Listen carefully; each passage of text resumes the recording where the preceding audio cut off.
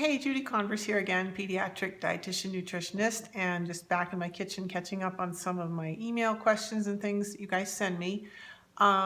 This time I have one relative to ADHD in a young child entering kindergarten or first grade or so. And the question is around how this child is a pretty good eater, eats fruits and veggies every day, eats proteins with every meal, mostly some healthy fats and grass-fed beef, and mom is wondering, can I just give this child a multivitamin and make the ADHD issues poof go away? Or how do I find out if she needs more magnesium and zinc, which are two minerals that are really commonly weak for kids with ADHD? So really good question and timely, because I do have an ADHD webinar coming up soon, a learning module series for parents, which I'll be announcing soon on my Facebook page and in my other streams. So stay tuned for that. Long story short, one of the first things that comes to mind for me in a case like this is, what is the child's growth pattern?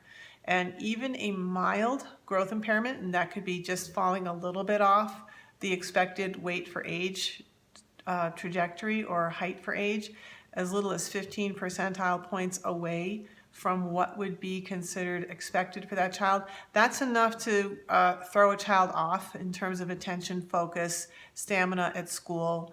There's a whole bunch of ways for someone like me, a dietitian nutritionist, to scrutinize that and really define if your child's actually just getting enough food every day to run them through the day. A child's brain needs about twice as much energy per day compared to an adult's, especially a young child. So they need a lot of food, and they need good food. That's number one. Number two is, of course, looking at gut dysbiosis. Imbalance in gut flora can definitely create interference with focus and attention, and I go into more detail on that on my blog. If you go to my website, nutritioncare.net, and look up my posts on ADHD, you'll find more about that. Lastly, assessing things like magnesium and zinc. For micronutrients, that means vitamins and minerals, drawing blood is not necessarily the right way to assess that, especially in kids. Some of those labs aren't very sensitive. Some of them work better than others. In kids, you can always start with clinical signs and symptoms. Zinc will relate to growth pattern, how brittle the hair is, certain behaviors around food textures, what the fingernails look like. Same for iron, what nails look like. So there's a whole bunch of signs and symptoms that are very well documented in the literature that can be used for what's called a nutrition-focused physical exam.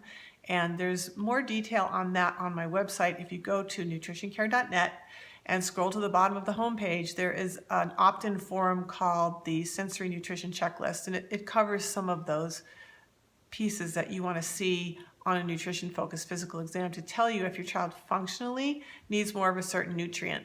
If you're going to do a blood test for magnesium, a more accurate way to do that is to ask for red blood cell magnesium rather than whole blood or serum magnesium.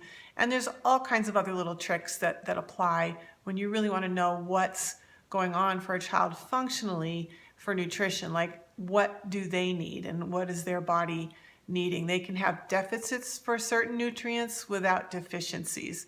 And that's that gray zone where kids can really be helped to function and feel and focus a lot better.